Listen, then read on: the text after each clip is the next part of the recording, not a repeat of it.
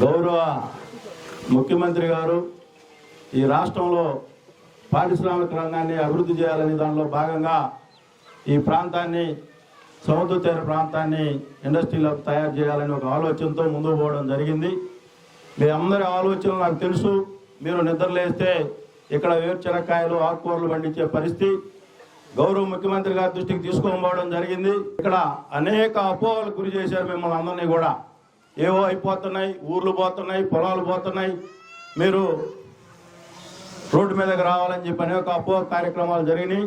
నేను కూడా సంబంధిత అధికారులకి, అలాగే గౌరవ ముఖ్యమంత్రి గారికి, అలాగే మన యువ నాయకుడు లోకేష్ బాబు గారి దృష్టికి కూడా తీసుకోకపోవడం జరిగింది. మీకు ఈ సముద్ర తీర ప్రాంత మత్స్యకార సోదరులు ఎవరు కూడా భయపడాల్సిన అవసరం ఏమీ లేదని చెప్పి ఈ సందర్భంగా మీ అందరి మధ్యలో మీ సోదరుడుగా ఈ గ్రామంలో బ్రహ్మాండంగా నాకు తెలుగుదేశం పార్టీ గెలుపు కోసం బ్రహ్మాండంగా పనిచేశారు.